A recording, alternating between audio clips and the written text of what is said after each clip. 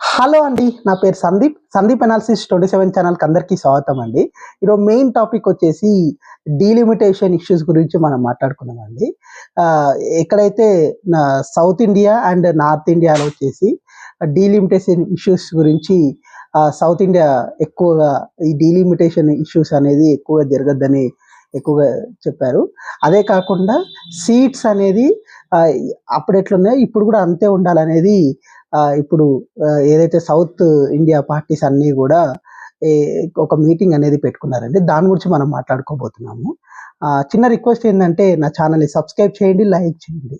ఇప్పుడు టాపిక్లోకి వెళ్ళిపోదామండి.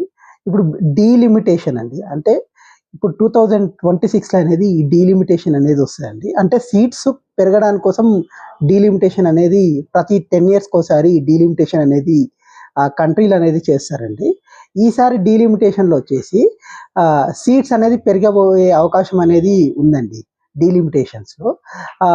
యాక్చువల్గా ఆర్టికల్ 82 ప్రకారం డీలిమిటేషన్ అనేది చేస్తారండి. అంటే జనాభా ప్రాతిపదికన సీట్స్ అనేది ఎక్కువగా పెట్టే అవకాశం అనేది స్టేట్స్కి అనేది ఉంటుందండి. దాని ప్రాతిపదికన డీలిమిటేషన్ అనేది బేసికల్గా చేస్తారు. మన సౌత్ ఇండియా వచ్చేసి డీలిమిటేషన్ అనేది వ్యతిరేకిస్తున్నారండి. ఎందుకు అంటే డీలిమిటేషన్ వల్ల సౌత్ ఇండియాలో వచ్చేసి ఈసారి డీలిమిటేషన్ వల్ల సీట్స్ అనేది తగ్గే అవకాశం ఉంటుందండి. అంటే నార్త్ ఇండియాలో సీట్స్ అనేది పెరిగే అవకాశం ఉంటుంది. ఎందుకు అంటే నార్త్ ఇండియాలో వచ్చేసి జనాభా ఎక్కువగా ఉండడం వల్ల సీట్స్ అనేది పార్లమెంట్ సీట్స్ అనేది పెరిగే అవకాశం అనేది ఉంటుందండి.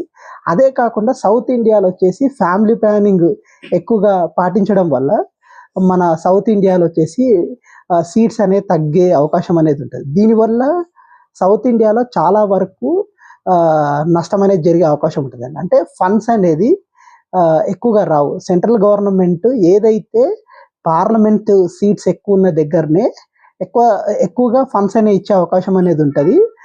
వాళ్ళ అనేది ఎక్కువగా ఉండే అవకాశం అనేది ఉంటుంది.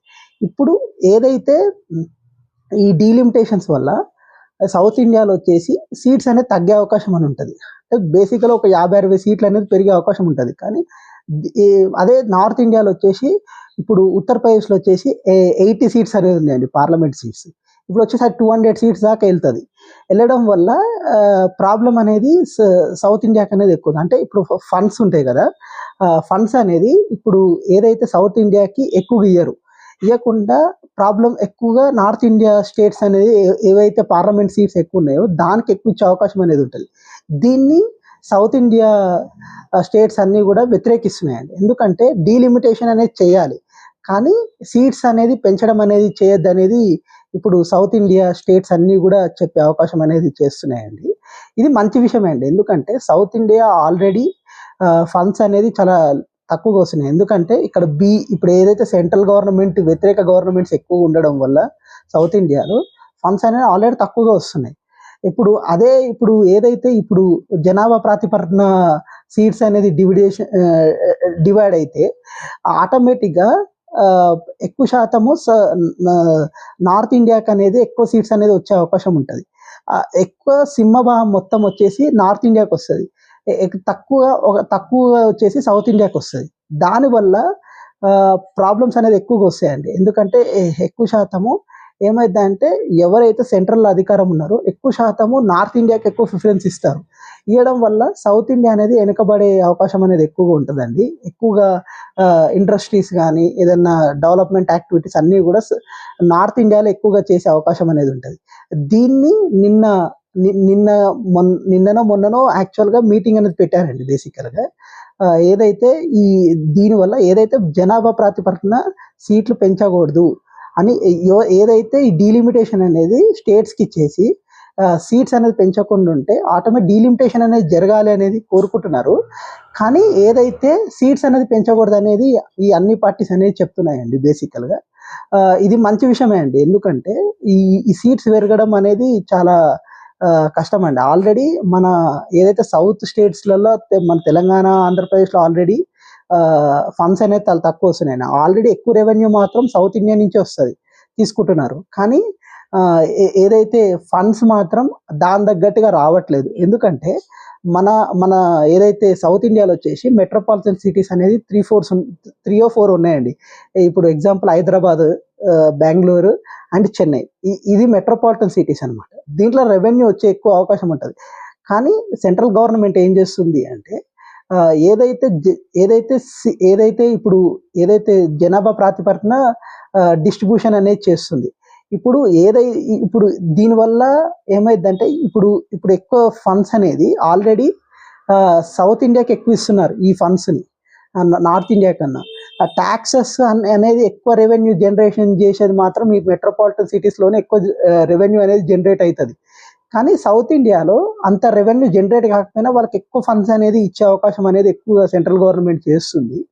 ఇంతకుముందు అనేది ఈ సిస్టమ్ అనేది ఉండకపోతుండే, వేరే సిస్టమ్ అనేది ఎక్కువ ఉంటుండే. ఏదైతే జిఎస్టీ అలాంటివి లేకపోవడం వల్ల ఏమవుతుందంటే ఏదైతే ఇక్కడ నుంచి జనరేట్ ఎక్కువగా ఫండ్ చేస్తుండో వాళ్ళకి ఎక్కువ ఇచ్చేవాళ్ళు పోయినసారి కాంగ్రెస్ గవర్నమెంట్లో. ఈ గవర్నమెంట్ ఏం చేస్తుందంటే అలా చేయట్లేదు. ఏదైతే ఎంత రెవెన్యూ జనరేట్ అయినా కానీ డిస్ట్రిబ్యూషన్ మాత్రం ఏదైతే పార్లమెంట్ ప్రాతిపదికన ఇస్తున్నారు ఈ మనీ అనేది. దీనివల్ల సౌత్ ఇండియాకి చాలా వరకు ఒక నష్టం అనేది జరుగుతుంది. అంటే ఇప్పుడు ఎగ్జాంపుల్గా ఇప్పుడు ఆ తెలంగాణ ఉంది. తెలంగాణలో వచ్చేసి ఇప్పుడు 5 lakhs crores అనేది జనరల్గా రెవెన్యూ అనేది జనరేట్ చేస్తుంది ఇయర్కి. ఇప్పుడు వచ్చేసి 2.5 crores మాత్రమే పర్ ఇయర్ అనేది సెంట్రల్ గవర్నమెంట్ అనేది అలాట్ చేస్తుంది. దానివల్ల ఏమవుతుందంటే 2.5 crores అనేది తగ్గుతుంది ఏదైతే తెలంగాణకి. ఈ మిగతా డబ్బుల్ని వేరే స్టేట్స్లలో అనేది అడ్జస్ట్ చేయడానికి ఎక్కువ అవకాశం అనేది సెంట్రల్ గవర్నమెంట్ చేస్తుంది. ఇది ఎక్కువ ట్యాక్స్ మాత్రం ఏవైతే సౌత్ ఇండియాకి ఎక్కువ ట్యాక్స్ అనేది ఎక్కువగా వేస్తుంది, ఎందుకంటే ఎక్కువ జనరేట్ మనీ అనేది చేయడం వల్ల. అదే కాకుండా చాలా వరకు ఈ డీలిమిటేషన్ వల్ల ఏమైందంటే సీట్స్ తక్కువ ఉన్నప్పుడు ప్రాధాన్యత అనేది తగ్గుతుందండి బేసికల్గా. ఎందుకంటే ఇప్పుడు మీకు ఎక్కువ సీట్స్ ఉంటే మీ డిమాండ్ చేయడానికి ఎక్కువ ఉంటుంది. అంటే మీరు ఫండ్స్ కానీ లేకపోతే ఏదైనా కంపెనీస్ కానీ అలాగే ఏదైనా ప్రాజెక్ట్స్ కానీ తెచ్చుకోవాలనుకుంటే ఇప్పుడు మీకు ఎక్కువ పార్లమెంట్ స్థానాలు ఉంటే వాళ్ళకి ఎక్కువగా అవకాశం అనేది ఉంటుందండి. ఎందుకంటే ఎక్కువ సీట్స్ అనేది ఏ పార్టీ అనేది ఎక్కువ స్టేట్స్ అనేది ఉంటే ఎక్కువ సీట్స్, ఇప్పుడు ఎగ్జాంపుల్గా మీరు ఉత్తరప్రదేశ్లో ఎక్కువ సీట్స్ ఉన్నప్పుడు రాజకీయ ప్రయోజనాల కోసం అన్నా కానీ ఆ స్టేట్కి అనేది ఎక్కువ రెవెన్యూ అనేది ఇచ్చే అవకాశం అనేది ఉంటుందండి. ఇది ఎక్కువగా ఇప్పుడు జరుగుతుంది. అందుకే ఇప్పుడు సౌత్ ఇండియా పార్టీస్ అన్నీ కూడా ఈ డీలిమిటేషన్ని వ్యతిరేకిస్తున్నారండి. అదే కాకుండా చాలా వరకు ఈ డీలిమిటేషన్ అనేది జరగాలి అంటున్నారు. కానీ ఏదైతే మీరు సీట్స్ అనేది పెంచకూడదు అనేది వీళ్ళు డిమాండ్ అనేది మెయిన్గా చేస్తున్నారు. ఇది మంచి విషయమే అండి, ఇట్లనే జరగాలి. ఎందుకంటే ఎక్కువ సౌత్ ఇండియాలో ఎక్కువ ఫ్యామిలీ ప్లానింగ్ ఎక్కువ చేశారండి. బేసికల్గా అరౌండ్ 75 to 2005 ఆ రేంజ్ల వరకు. తర్వాత ఇప్పుడు కూడా ఫ్యామిలీ ప్లానింగ్ అనేది పూర్తిగా జరుగుతుంది. ఒకలారు ఇద్దరు అనేది ఇప్పుడు జరుగుతుంది.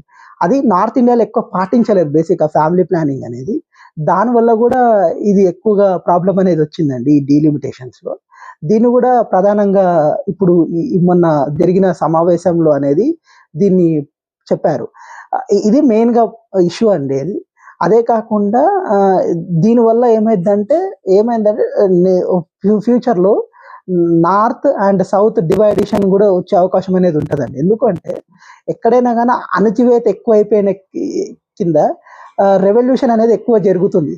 అదే కాకుండా చాలా వరకు ప్రాబ్లమ్స్ అనేవి వచ్చే అవకాశం అనేది ఉంటుంది. థ్యాంక్ యూ అండి. నా ఇన్ఫర్మేషన్ కానీ మీకు నచ్చినట్టయితే నా ఛానల్ని సబ్స్క్రైబ్ చేయండి. సబ్స్క్రైబ్ బటన్ అనేది కిందనే ఉంది. నా ఛానల్ సబ్స్క్రైబ్ చేయండి. నేను కొత్త కరెంట్ ఇష్యూస్ అన్నీ కూడా నేను నా ఛానల్లో పెడుతున్నాను డైలీ.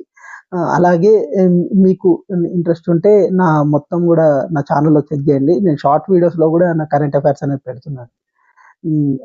లైక్ చేయండి.